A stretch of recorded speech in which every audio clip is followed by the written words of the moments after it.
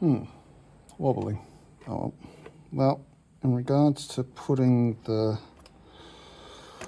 spindle back into the head, this lead screw back in, this lead screw has been heavily modified. This here is the correct diameter for this. Very close. Close enough, however, this has been modified and shortened. This screw here takes the same size screw as one of these. Sorry, we're looking at the back of the headstock from above. That fits into there quite nicely. This, don't know what that does. We have down here, if you can see that, let's turn it around. So this here has a this here has a thread on it. This, well, that seems to go through, doesn't it? Where does that go, I wonder?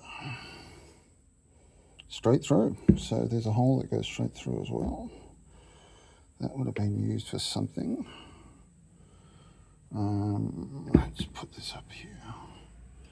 So this has a thread. We'll work out what that thread is. There is a bearing inside here, which again seems to match that, or is just a little bit bigger, so maybe worn. Oh, sorry, match this part of the lead screw. This is the front part of the lead screw. If we put it through,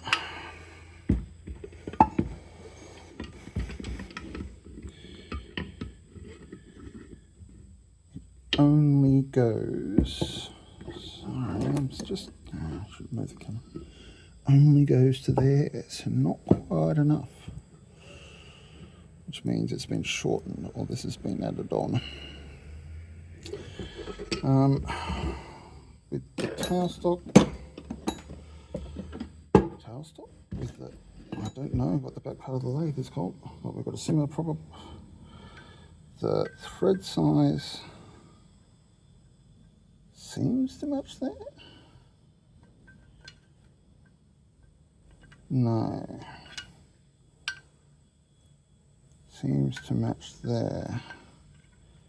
But it does, well, doesn't it? Maybe it does want to go. Maybe it does. But anyway, it's not going in today. Oil port at the top. At the back.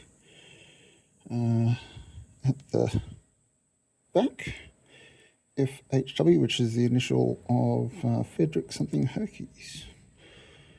So this was a very early lathe. Interesting. Okay, fun goes on. Bye-bye.